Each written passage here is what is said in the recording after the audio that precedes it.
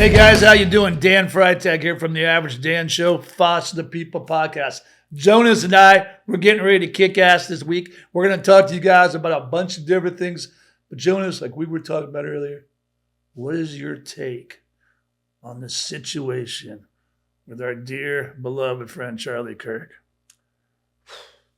Well, it's a hard. Let's just take a second just to all right. wish the family. All right, just give a moment of silence here, guys. Appreciate it, guys. All right, give me what you got, because it touched my heart big time, man.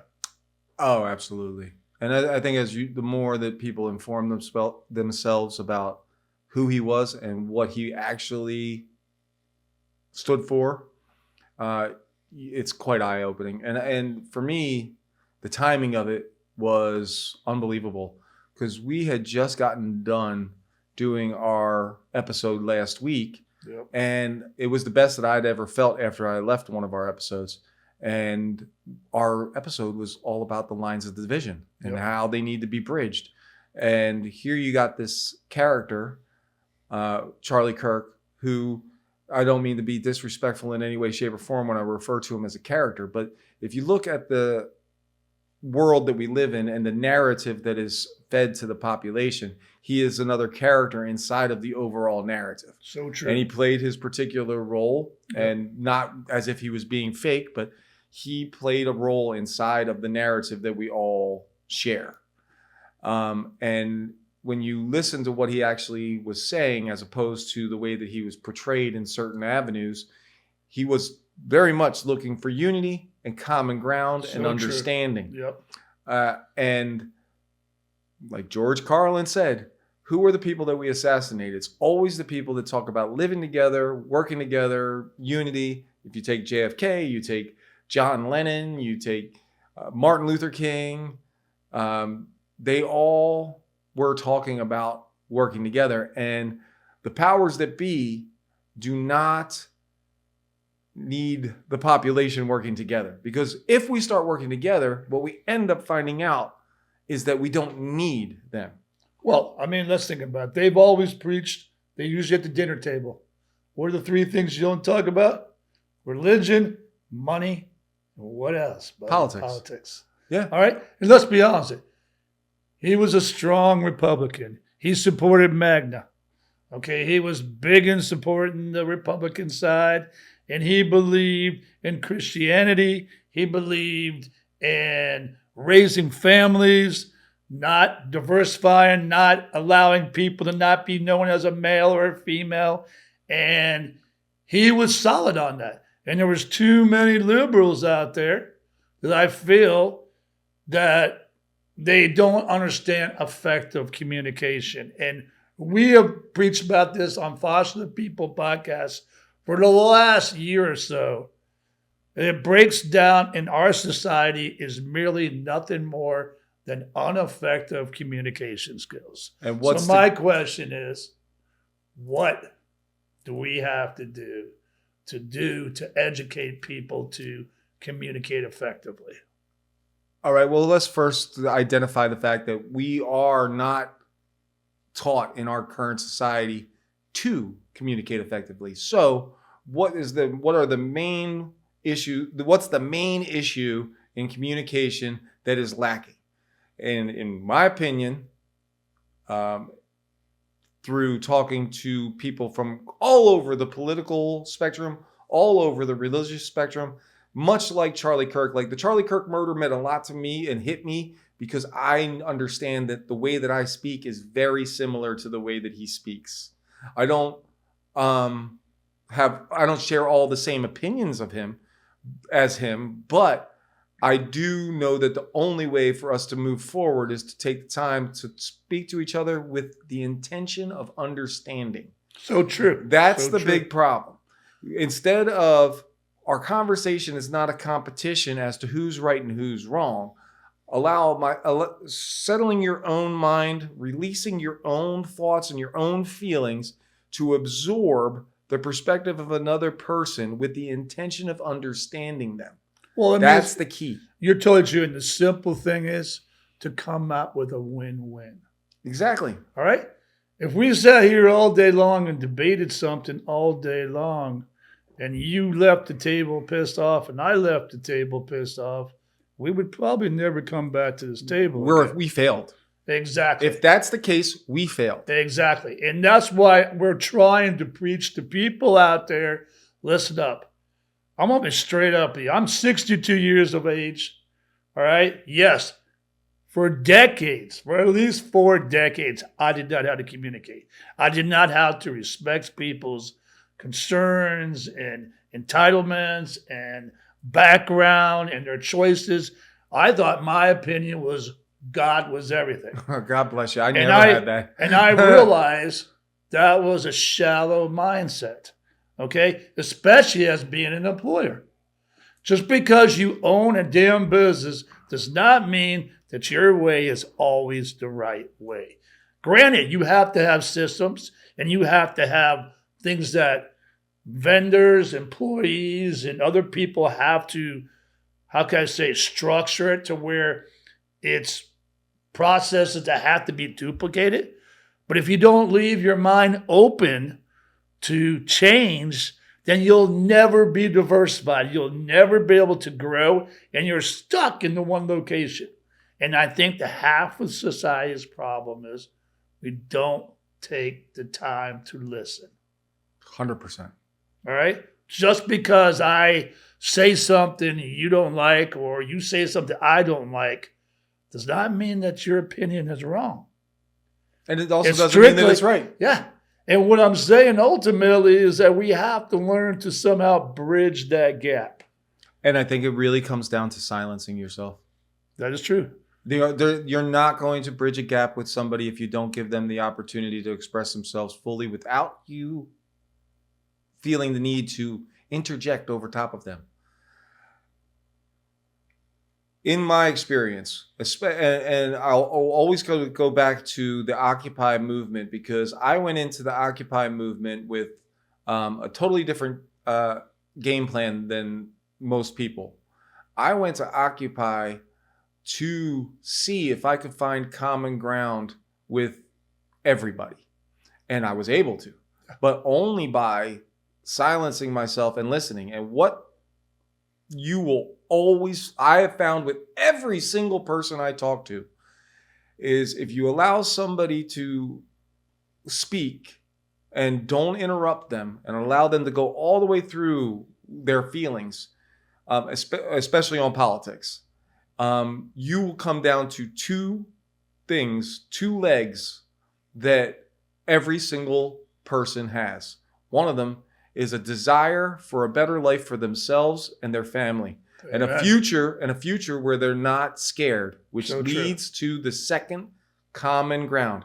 Every single one of those people had a core fear that became the reason why they latched onto a political party, a political personality, because they fear something. I can tell you there are so many people that voted for Donald Trump because they fear where the country is headed.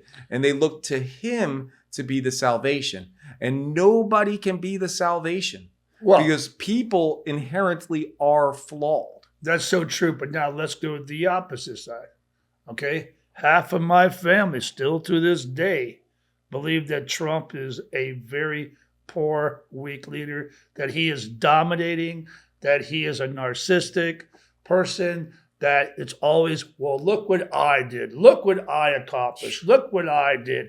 All right? If it wasn't for me, the thing wouldn't be here. All right? Which, let's be honest about it. That's who he is. But the thing about it is, okay, is that, like you said, that's who he is. So why not just accept him for where it is? But then we go with the Charlie Kirk situation, where he was talking about gun violence and transgenders. Mm-hmm. And what happened? He got taken out from someone who was in an environment, in a relationship with a transgender, that felt that the only way to get his point across or his righteousness was to kill somebody. Allegedly. Allegedly. Allegedly. But the bottom line I do not buy that story. It's violence that is not necessary. Okay? And I still say violence is the only should be there if you are defending yourself at war or if you're defending yourself from being attacked. All right? Now, to talk about violence and guns. Right now, they put that new law coming out here August 25th, which tomorrow we're going to have a gentleman on the show who's going to have, he has a gun auction shop as all over the United States. And they're saying that you have a right to carry it anytime, any place, as long as it's not in a government building or like a school or something like that. And for anybody who doesn't want them to be able to come into your business, has to put notice on the front door stating that we do not allow guns in this establishment. And if they get caught, it would be classified as a gun arrest, which would be a felony offense. So that to me is going to open up a big new door of potential violence. If the owner of that gun decides to use it when they should. Okay? Ooh, that brings me... that is a very... one of those things where I believe we are all entitled to the Second Amendment, which we should be able to write and carry. But then I go to myself, if everybody has it, I might like your gun, so I might sneak up behind you and try robbing you to get that gun, which ultimately gives us another door opener to where violence could go even further. I'll tell you, that this is brings me is a double-headed response to that. And this came about 30 years ago, back when I was early on in this process. And I would have like meetings at my house. This is before you could get on a podcast and talk to a million people or get on social media and talk to a million people. I would have somewhere between like, let's say around a dozen people in my apartment out in Los Angeles at the time. And I had one guy who would come every now and then, and he wouldn't talk a whole lot, but he was a veteran. And he had said this, and it stuck with me. If you armed the entire population, period, and made a requirement, which they do in Switzerland, by the way. Really? The only neutral nation in the world, and not a violent society, but everybody has to have gun training in Switzerland. Okay. If they had the same thing here in the United States, what you just said about walking up behind somebody and shooting them and taking their gun, you would, in the first week, all of the idiots would be dead. You're probably correct. Because the only people that would be stupid enough to pull out their gun would be an idiot. Yeah. And they'd get shot by 7 people that were all right there. Yeah. No. and in a minute, we'd be done. And then guess what? Everyone else can move forward with respect. But then I go to the Charlie Kirk situation. Now you're still creating violence. In other words, you're saying to let's say a convict or somebody's on drugs, okay, or whatever it is. You're like taking them to a candy store and going, here, give me this opportunity. It's like, okay, let's talk about the medical marijuana thing. Mm-hmm. Hey, I'm not against it. I'm not for it. Hey, everybody who wants it, great. But I believe once again, you know damn well it's because I have a headache doesn't entitle me to smoke marijuana, okay? If you want to smoke marijuana, you go do it. But don't use it as a medical defense. It's like the same thing they're using with the goddamn service dogs. Oh, just because I love my dog, I'm going to go up online and think this is service dog, and I'm going to be able to walk my dog and do my thing, and even get into apartments because you can't deny somebody with a service dog. Mm-hmm. All right? I feel like we decided this back in the Second Amendment, back in the early 1700s, or whenever it actually was. It was designed for the militia. It was designed for the safety of each individual. Why should we allow us to have AKs, freaking side-by-sides, and freaking RKJ, what do you call it, RGKs, the freaking missile launchers? That's the case. Anybody could. We're going to have a war right in our backyard. All right? Now think about this. On top of it, we are feeding our children all these video games. on how to go out there and kill and shoot people. You know how many freaking people are on video games where strictly violence? Oh, yeah. Try millions and millions and millions. So now, potentially, in my mind, I'm not saying I'm against it, but I say once again, now you're creating an open door for more stuff to happen, to have more freaking attorneys involved, more lawyers involved. What about our freaking police? Well, what are they going to walk around with? Freaking rocket launchers to take people out? Come on, man. We're getting to a point where anything goes. Anything goes, and it's like, what happened to the good old days? If you go back to like my father, who's 95 years of age, they walked around. Look at that picture. This is a prime example.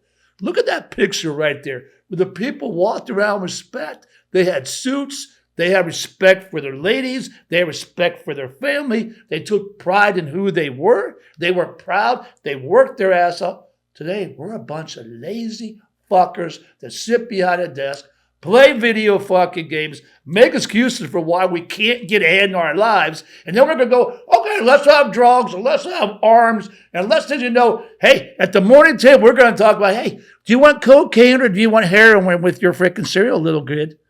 All right? From a perspective of looking at my wife, who's a teacher, she sees all the garbage kids that are coming to school. She is a first grade teacher. These kids are coming to school smelling with weed. They're disrespectful. Kids smelling the weed at first grade? Smelling like weed, okay? At first grade? Yes. They're violent. They're abusive. They're disrespectful. That's only one classroom in Hillsborough County. All right? Public school? Public school. And the thing about it, you can't tell them how to run their life. You can't tell them that you shouldn't allow your kid to smoke weed or smoke a joint in the car while you're bringing the kid to school. All right? What's going to stop that child? Well, mommy and daddy have a gun, so I'm going to have a gun too.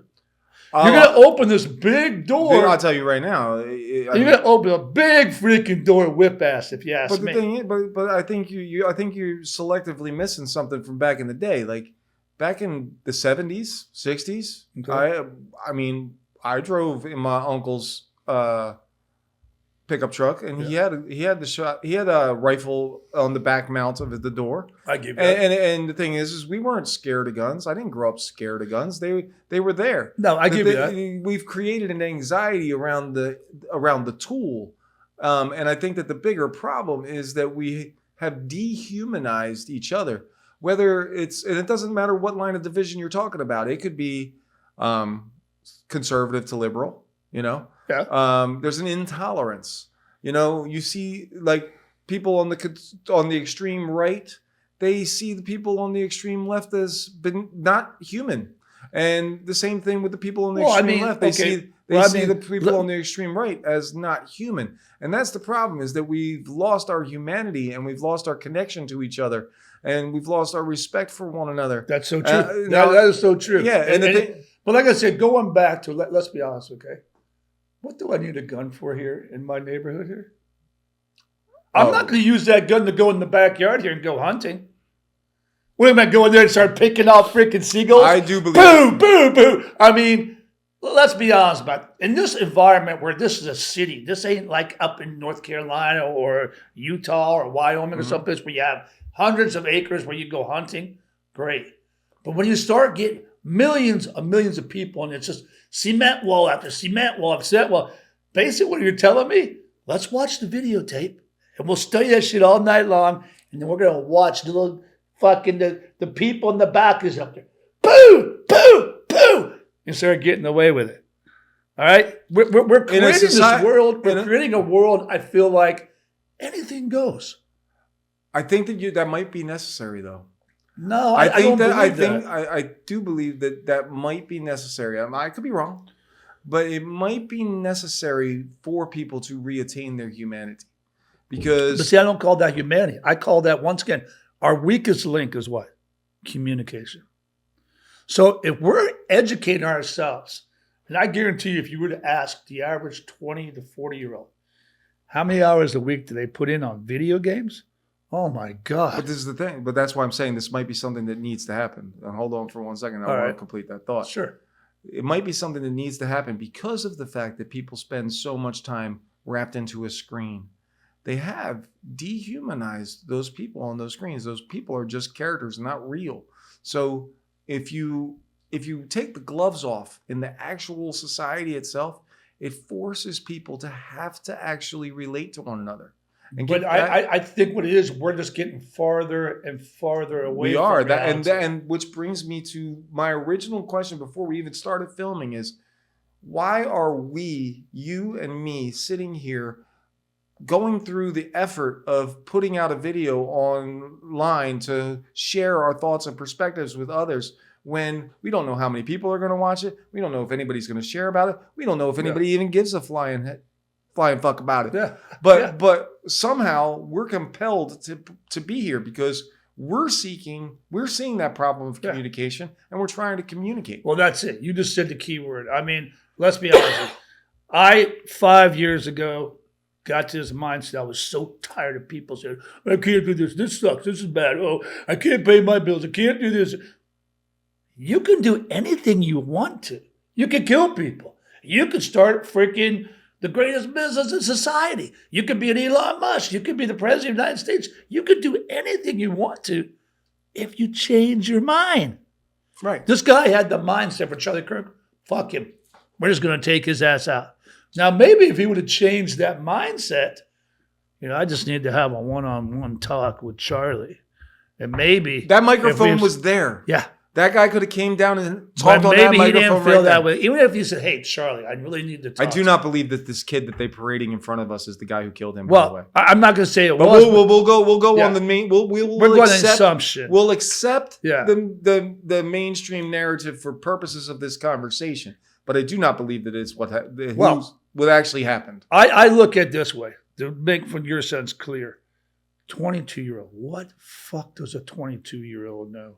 Who gave him the gun? I don't even Who gave know him the fucking access? 62. Who gave him the access to the roof? Exactly. Why is there a flash from the other side of Charlie? Why did the bullet come from that direction? Why did they have originally the old man that they dragged out of the thing and said that it was him? But then there were enough of us out here saying there's no way it was him because that was definitely shot from long range. Yep. Now all of a sudden they bring a long range patsy out. It's like there's too many open variables. Yes. And the thing that I really, like I said, going back to your main question, why are we here? Mm-hmm. Well, I feel like the reason why you and I are here because we want our viewers to start taking time out to better their families, better their lives, better their financial platforms, better just their communities. And the only way to do that is discuss these issues that are topics that we see. Hell, my wife, speaking about Charlie Kirk, didn't know anything about Charlie Kirk. Didn't even know who he was. And all of a sudden this, and she's like heartbroken over somebody she don't even know. Yeah. And what I'm trying to say is that a lot of these people don't know us. Like you said, we might have hundreds, we might have millions of viewers. The thing about it is that I think you and I are on the same page. We want to empower others to think that you have to live in a respectful, effective communication world without violence and find ways how to create yourself to become bigger and better than life itself. Well, I'm not stealing this from Jordan Peterson, but Jordan Peterson did verbalize it very well. You have to have the capability of violence inside of you and then be able to know the reasons why you do not act in violence. You have to have the ability to defend yourself, but hopefully never need it. When you have the old, it's either Chinese or Japanese proverb of, you would rather be a warrior in a garden than a gardener in a war. True. But let's be honest. You know as well as I do. Let's just look at history. If you've been around this world a long time, a lot of it comes down from the people you hang out with. Sure. The old saying is, who you hang out with, who you flock with, who you become. So if you're hanging out with a crew that watches violence all night long, or you're a guy that hangs with people that's studying on how to become an attorney, your chances are that you're going to do that. And once again, we've talked about this where so many people get into this flat line of comfort of life. They don't want to grow. They don't want to expand themselves. And when you're at a flat line where you're just living day by day, you're not growing. Nope. You've got to sort of put yourself into these conversations of sort of awkwardness. Oh, I don't want to talk about religion. It's like my wife, oh, I don't want to talk about religion. I don't want to talk about freaking this. Why? We're not here to debate. We're here to express how we feel. And you should be able to express how you feel and walk away happy as like the best that we've ever talked about. And if it gets too heated, change the subject. Silence it. Well, that is the thing, because you'll get a fever pitch in a conversation to a point where, okay, this is no longer producing anything. And if you want that conversation to work, once again, be the one that shuts up first. Be the one that shuts up first and allow that person in that fever pitch to slowly talk themselves down, which they will do. Once they really realize that you're still listening and they're still going, you'll start hearing yourself. Well, don't you think, and I see it basically in business, if you're a good salesperson, what do? You say your pitch, and then you silence it. Say your pitch and silence it. You know why? Because you want to listen. And the average person out there does not listen effectively. What goes into our eyes is what gets put in the back of our brain. We hear it, but we can interpret it as 15,000 different things. If you ever text somebody and you thought it was this way, and when they get the text, what the hell do you mean by that? I refuse to text anything to anybody where if it has any nuance whatsoever to it, because nuance can be completely misinterpreted. Oh yeah, 1,000%. Plus, you are Dan Freitag. Yeah. To you. Yep. You are also Dan Freitag to me. Yep. And to this. You are also every single version of you is different in every single person's mind. True. There's not one. So only think of the one way. Dan Freitag, me. Well, and that's the thing and then most people don't even know themselves. No. Oh, well, that's it. Or actually, I shouldn't say most people. I'd say pretty much everybody. Yeah. Because it's even knowing yourself is a process. Well, that's a key word you just said there. And that's why Jonas and I are trying to emphasize to you people that it's not going to change tomorrow. No. You've got to take 1% every single day and go, how can I make my wallet better? How can maybe I make my looks better? How can I make my voice a little bit better? How can I make my listening skills a little bit better? How can I make my clothing a little bit better? You have to have the sense to want to be a little bit better. Just a little bit. Whether it's reading a book. Wait, maybe it's learning a new career. 1%, people. The problem is we all get stuck here. And if you get in that mindset where you're flatline, you're not going nowhere. And eventually what's going to happen? You're going to flatline, and go off the deep end. Stagnation kills. All right? And the old saying is, movement. If you're not moving, your body's going to dry up and die. All right? That's the same thing with the brain. All right? You know how many people get dementia and autism? Okay, let's go back when COVID. So many people were locked down. They were confined. They couldn't communicate with people. So they ended up just getting that flat line and ended up just dropping out, especially elderly. Well, I mean, it also, so many different things about that. I mean, we're already in an attention deficit disorder as a society. Oh. Why do you think that is? Right. Well, that's what I'm saying. 4,000 channels on TV. So now in the fall of 2020 to 2021, and with all the lockdowns, you have all these people there where their only communication was through the devices. Or their head. And or they're stuck in their own head, which is really scary because people will spin their own personal narrative about people. I nothing against my ex-wife, But there would be days where I would do a 12-hour workday, come home, and she had spun an entire negative story inside of her head about what I had been doing for the last 12 hours.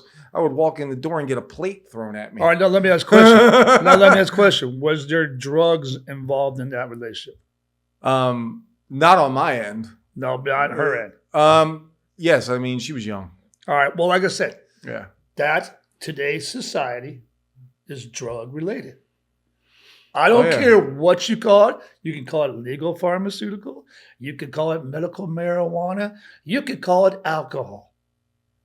The average relationship has some type of division there because of these alcohol, drugs, or freaking, and we can go to religion and politics, but it's a division that's basically in all of us. And let's be honest about it. They're getting pumped through the media. Oh, get this smoke, get this, buy this, do this. And what happens is, okay, dude, I partied for years. I told you. I did the cocaine, the mushrooms, the acid, the heroin, the freaking everything, all right? I'm not going to say I'm not saying that my life got effed up because of it. I made a lot of bad choices because of that, all right? Look at all the freaking entertainment gurus out there. The Charlie Sheens, the freaking Michael Jackson. God, just name it. Most of the artists out there have some type of drug addiction or alcohol addiction or something because they get to a point where nothing is inevitable. Nothing is hard to come across. Well, it's a loss of purpose. You have to try something. It's a loss of purpose. It is. It's a waste of time. And it's pain.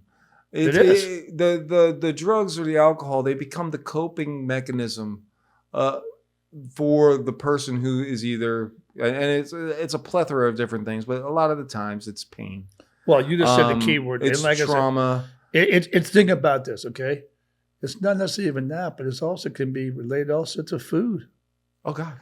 It can be related to your media content. Sugar. Yeah. Okay. Sugar. Think about it. Look at our country. They say our country is the obese country of the United Nations. Why is that? Hey, I'm a fat dude. I need to lose weight. But you know what it is? I like drinking. I like having food. I like doing my thing. And I'm not big on the exercise side. And I think, once again, used key word was what got you there. Right. And it goes way back to when we were with our family. Well, there's another philosophy, an Alan Watts. Well, I wouldn't even call it a philosophy. I'd call it an observation that Alan Watts talks about in his lectures. And it's, oh my gosh, I don't want to misquote it. But the things that keep you on this earth and in this third dimension are your addictions. And they can even be healthy ones. You can become addicted to exercise. But the addictions are what keeps you here. I tattooed on the inside of my wrist when I was at the spot where I was like, okay, I'm just going to check out of society. I was just like, you know what? I had found a place where I didn't need to actually come back into society. What got you there? Well, because I just saw all of the ugliness of it and I didn't want nothing. I didn't want to contribute anymore to it. So in my isolation, and I was in isolation for basically 3 months down in Mexico, and I considered just staying because I could have just drifted out into the countryside, and and I would have lived just fine. I have enough skills that I can live wherever. But what brought me back to Western civilization was love. I'm like, there is so much hate, so much division, so much of the rat race destroying all of us here. If I'm going to go back to the United States, what is my mission going to be? What is my purpose going to be? It is going to be to inject as much love into the ugliness that I see in this world. And it doesn't mean I'm going around hugging everybody and loving everybody and just paying lip service to the word love. It means I have a very, very specific definition of what love is. It means that I am emotionally invested in your happiness. Okay, now let me stop you there. I respect that 1,000%. Like I told you this morning, I was driving, I'm flipping through the channels, 70s channel. all these 70s bass and beat being the freaking Motown shit. I love you, baby. Come on down. So I got me jacked up because I'm into that bass and freaking that love thing. And I'm going, okay, I was on the same ride this morning of that love thing, all right? And I told you before we got into the studio here, I said, man, we need to talk and preach about love. But I think the key thing is that you just said about the love is not trying to make others happy, so to make you happy. I've got to make myself happy. If I am not fucking happy, I can't make you happy. And too many people go, oh, I fucked up on that job. I fucked up my ex-wife. I pissed off my father. I failed at school. I did.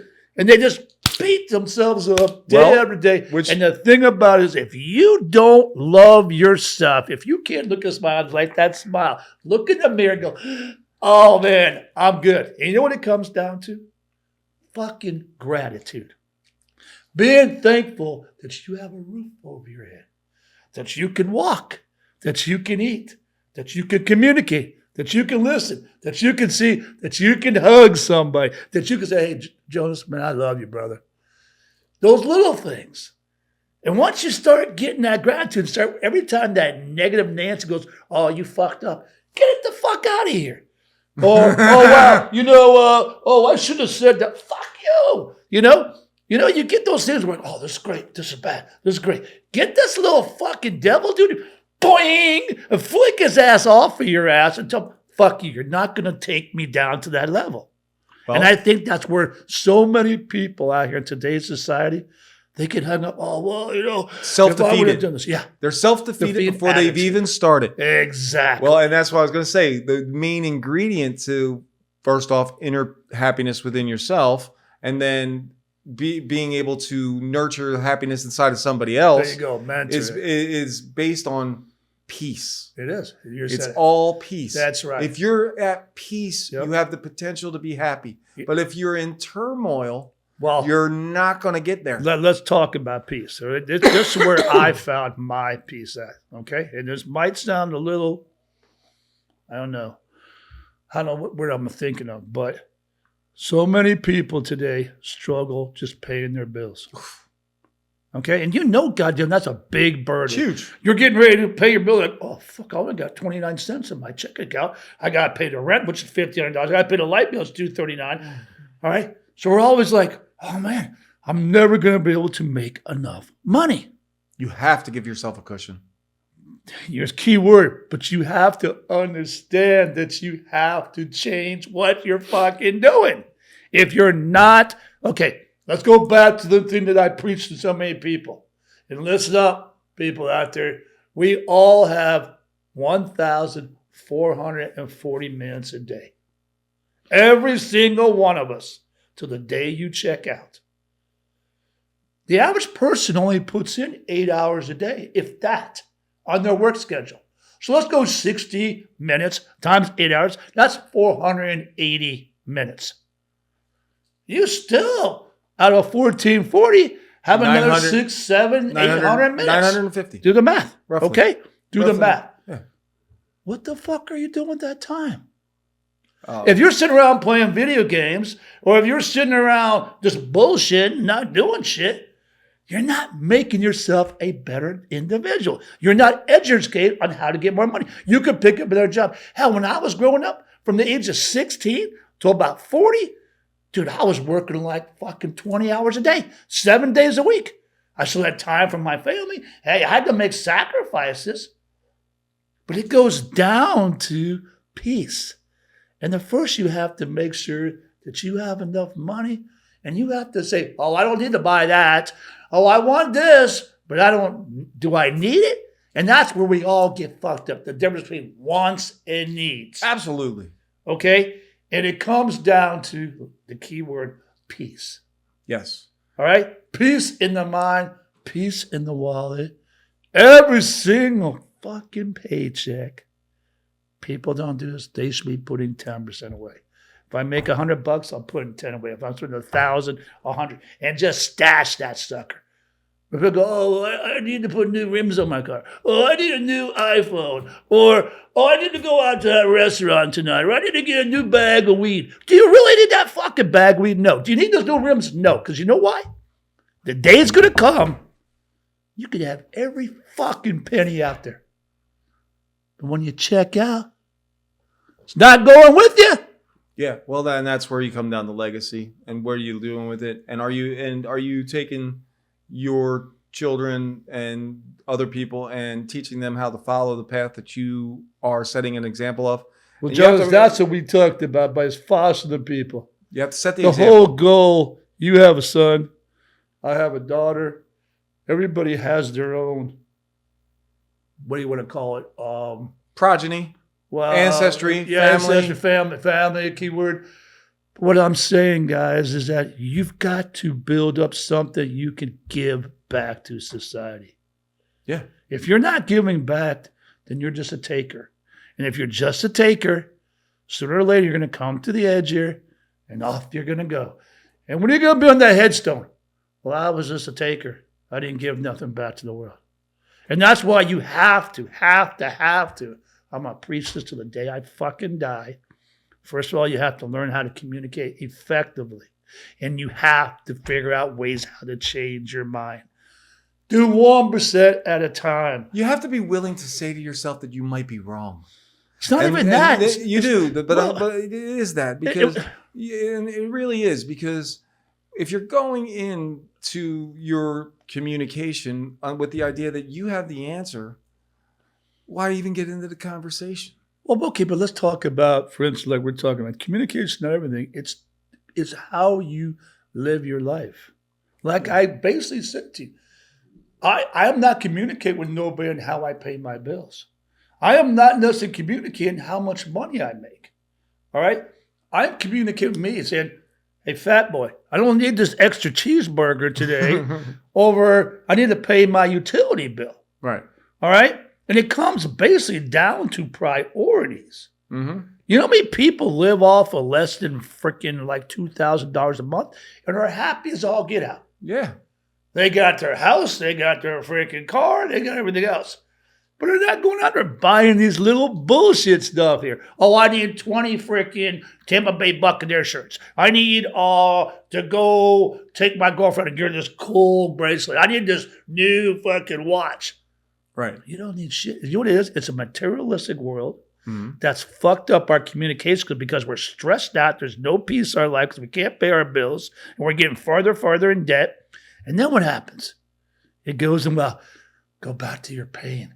Oh, fuck, I'm going to smoke a joint. I'm going to drink that scotch. I'm going to fucking go get the cocaine. And then it becomes this big snowball that gets bigger and bigger and bigger. And eventually, you crash. Well, I think that brings on to something else. And that is, you need to have a relationship with the higher power. Whatever you're going to call that higher power. Because that's where, when you get off track, it's the thing that can bring you back on track. And it does. And as a theologian is what I would call myself. I don't label myself as anything. I totally try my best to emulate the teachings of Christ. I also try my best to emulate the teachings of Buddha.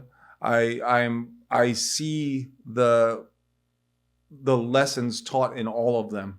And I understand that if I have my own personal relationship with God, then I have direct access. And, you know, if I venture off course, I can always be brought back on course simply by surrendering to the guidance that I'm being given. You're totally correct. But I think what happens is, and I'm a personal example of this, when I was a young teenager, I was in the point of my life where, hey, don't tell me what to do. Mm-hmm. This is my life. You can't tell. I was hanging around the wrong crew. They were saying, oh, what the fuck your parents could do? They're going to whip your ass? Big Dutch, you get your ass whipped. How many fights have you been? You got your ass kicked. So you got this mentality that, hey, I am me. Oh, yeah. Okay, I am king. You don't tell me what to do. It's because you're in that transition of life between a boy to a man, and you've got, as us men, have to flex that ability. You know, some of us are physical. I used to be the physical one. I was the verbal one. Mhm. Or I can't tell you how many times going to high school, I'd be like, get the fuck out of my seat or I'll kick your ass. Oh, you're walking on the thing? Don't touch that shit. I'll kick your ass. Why? Because it was an ego mental thing that I had to have in my head. Because ultimately, I felt like I was a badass. Until someone came down the street bigger and better badass. and fucking whipped my fucking ass. There will always be a bigger All right? badass. There always will be. And like I said, going back to the peace and harmony, okay, and that's the main reason why I started Foster the People. Because I believe that every single person, whether you've got a history or you're Mr. Goody Two-Shoes or whatever it is, you always have some type of insecurity in your body, in your mind, I should say. And the problem is we don't like communicating with others. We don't want people to think, oh, there's something wrong with that dude. There's something wrong with him, you know? He's got all those issues, man. And then all of a sudden we went to society like in the last 5 years. Oh, I'm in the babies. I'm going to dress up as a baby. And we can do anything we want to. We can verbalize if we want to. But now I'm going to tell you, well, if you're not going to come to my classroom in a baby outfit, you're a piece of shit. And the problem is we have gotten our mindset to where it's like either my way or the highway attitude, where there has to be this balance line. Well, there has to be this playful. If I was going to say something, I would say then we have to begin by not using the word we. Because you could do whatever you want. True. I'm going to do what I'm doing. Yeah. And then we'll see as a collective where we're at. That is so true. But we as a community have to live in harmony and in peace. And we have to communicate effectively with respect. With dignity. Even for that person that's walking around with a pacifier in his mouth at 50 years old acting like a baby. Yeah. And honestly, those types of people, I think you actually have to give them a little bit more time to express themselves because I don't believe that is healthy. No. But now I cannot be the person illness? telling that person they're not healthy. But if I give them a platform and I don't judge them and I allow them to speak, I do believe that eventually they'll say the things that they're hearing in their own mind to expose their own unhealthiness to them. Well, like I said, going back to it, we've talked about this many times on Foster People podcast. Until we get in our own heads and find that complete happiness, whether I want to dress up as a baby or whatever it is, until you're happy, your surroundings will never be peace and harmony. What you want them to be. Yeah. Absolutely. It's impossible. And like I said, I don't give a damn if you want to dress up as a baby, you want to call yourself a freaking cat. I don't care. Right. But all I say is you should care how I feel. If I'm a man and I feel like I want to act as a man and say as a man, then allow me to do that. If I believe in religious higher power, allow me to do that. Exactly. Don't belittle me. Don't knock me down. Don't tell me that just because my thoughts are different. You know why? Because I'm at peace with myself. And I think 95% of the communication. Okay, let's ask you this question. We'll finish up on this. Why do you feel that Charlie Kirk got involved at a young age? And if you notice in his timeline, he only went from like 18 to 31 where he kicked ass. He climbed that ladder so rapidly. Why? What made him say, okay, You can use I'm gonna wake up today and go, I'm going to start doing this, then I'm going to start creating a turning point. You could use his own words because he was very clear about why he did it. You know, he saw the issues that he saw at that point, mostly with school and college and the college scam, as he called it. Yeah. And he felt that through his relationship with God, that he was called to do what he was called to do. And he did it with grace and dignity. He did. And I think that was the big reason why the powers that be could not allow him to continue doing what he was doing. I mean, but okay, let's be honest. Look at Trump. Mhm. He almost got taken out 2 or 3 times. All right? And let's be honest. I would think that he would go after him before they go after Charlie Kirk. But the thing is as opposed to Charlie Kirk, Trump comes off very brash, Narcissistic. very in your face, very I'm right, you're wrong. Well, so does Charlie Kirk in a way. I've seen some of his Charlie videos. Kirk was never telling anybody that they were wrong. He would always listen to the entire part of whatever that person was saying. It was completely different. You know, how many, like, one of he exhausted, well, in a conversation in particular, where it was a person who was obviously left leaning, but the complete conversation broke down to nothing, and the guy ended up calling him a bunch of names and walking off. And he did say that is an example of the far left that's incapable of having the conversation. But see, that's where that wall building starts. Mm-hmm. And I feel, once again, and I could be 1,000% wrong here, but my only opinion is, if you're seeing you're building that wall and this person's getting jacked up to eventually that wall, you got no thing. It's time to go ahead and look. But this is the difference So between Charlie. But I was trying to make the difference between Charlie Kirk and Donald Trump.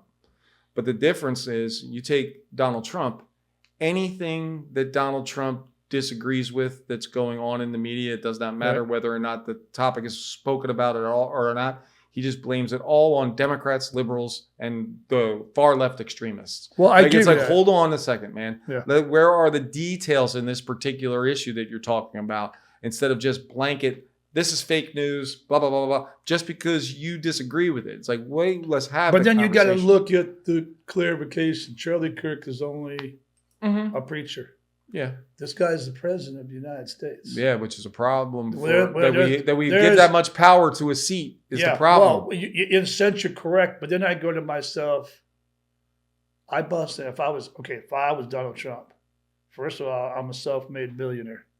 I understand the how to make money. Whether his father gave him $1 million or not, he took that money. It'd be like me going to the bank and getting $100,000 and converting it into $30 million. Right. Okay. That means the man knows how to run a business. He knows how to make money. He knows how to generate teams that are going to be able to create a positive environment, job growth, security your nation. So he's climbing this ladder. All right. And every single decade, he got more influential. Then he even got enough where he was on a TV show. The Apprentice he started. Kept getting, and he got into the media light. Then he got into all the other media highlights and different events and hearing events, even your Epstein, all right? And the thing about is, he created that platform. Now, could Charlie Kirk go there? Maybe. They were already whispering about it. The thing about him was that I believe that he had, that I wish I had, that Charlie Kirk had, was that keyword, patience. He had the ability to bridge the gap between left and right. Yeah. And that's the thing that was wrong with him. In the powers that be need that division to still be there. And Charlie Kirk was finding common ground with rational people on the left. Sure, you're going to have your irrational people on the left. But you know what else Charlie Kirk was doing? He was also pissing off people on the radical right that believed that he wasn't hardcore enough. Yeah. Because they don't want everybody together. Well, so the old saying is, you're not going to please everybody. No. And ultimately, at the end of the day, when you get ready to go down and lay down in bed at night, as long as you can sleep with yourself and you know that whatever you did that day you felt was in your best interest, how could you forever ever say anybody's wrong for that? If I wake up and go, well, I shouldn't have done that, I should have done that, well, why did I do that? You're beating yourself up. Self-judgment will do. And that's what it is. And it goes back to what you just preached, peace. Peace. Okay? And it's like I said. You've done what you can do. And, that's the old saying of change what you can change, but you have to accept things that you can't change. So true.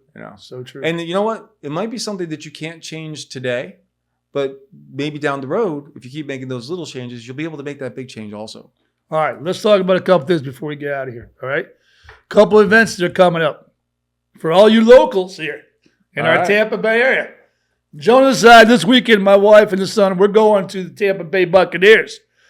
Going to be a great home game. We're going to see that. We're going to kick ass. We're going to take ass. Then the following weekend, for you guys out there, if you're in the boat racing, you got to come down to Pier 60 and check it out. They'll be there Friday night. They'll be there Saturday. And Sunday is usually the big day that I go out there. You're at the end of the pier. Visualize this. Calm waters out there. Oh, man. You're seeing these big 60, 70-foot freaking speedboats, power boats, all right? That are flying in front of you at like 100, 120 miles. They're flying by with a 125 rooster tail behind them, and they're flying around with helicopters cruising around. Oh, yeah. It's a badass event. So if you like the outdoors and you like events, you got to come by. The boat races are awesome. Guys, check it out. And like I said, hey, if you've never been to the Florida, you got to come check us out. Because I'll tell you what, I keep hearing people are dogging Florida. You got to come check us out if you haven't ever been, especially to the West Coast, all right? Our waters are crystal clear. The beaches are great. The women are good looking. The food out here is great. Just come out here and check out Clearwater and get involved, guys. Jonas, what do you want to say as the final word for us, man? Come on. All right. It's been a powerful one today. Yeah, this weekend out of Tampa at the game is probably going to be too noisy. But if you see us out at the Clearwater boat races, by all means, come up to us. I'll wear my Foster the People shirt, and I'm getting new Mass Empowerment shirts made. Cool. And if I was going to say anything is sending off from this episode, it would be, if you're listening and you're watching, know this. Foster the People and the Mass Empowerment Project, Jonas Minardi and Dan Freitag, we are on your team. 1,000%. And we are looking to build a team, a community where we got each other's back and we take care of one another. That would be my send-off for this episode. Well, I got one more that Jonas and I were talking about here. This is going to touch me because I'm a man and Jonas is a man. We're not going to limit to just men, but we feel like as men that a lot of us men don't have a way to vent or to try to find solutions to problems. So what we're going to do is we're going to be starting here in the next month or so. We're going to start a networking group that we want to get people involved. We're trying to say men, but if you bring your wife, great. But we're trying to make this a man thing because we're seeing a lot of violence in today's society is based upon men. All right. There are women that are violent people, but we want to try to encourage men and young boys to get involved, to get with us, and foster people on making right choices. Learn how to save money. Learn how to build assets. Learn how to communicate. Learn how to give back. Learn how to love people. Learn how to channel your frustration into positive outcomes. Exactly. That is the key word there, man. So, guys, you got to watch us. You got to get involved with it.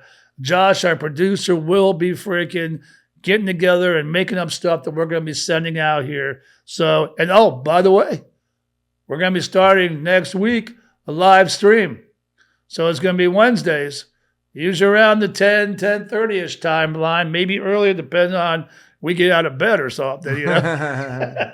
But the thing about it is, guys, we want you to get involved. Like I said, Jonas and myself, from the bottom of our heart, man, we're just here to encourage people to do better with their lives. If they get into a bind where you need advice or you just need a little hand up, that's what we're here for. Hit us up in the comments section on any of these videos if you want to come by and be a guest on the show. Oh, yeah. We're always looking for people to guest on the show. As you see, we got a vacant seat over here. We could get 2, 3. We've had up to 6 people in here. So, hey, we'd love to have you on, you guys. So, hey, once again, from the Average Dan Show and Foster the People and freaking Just From Life and from us personally, we love you guys. Stay blessed. We'll see you again real soon. Cheers. Cheers, brother.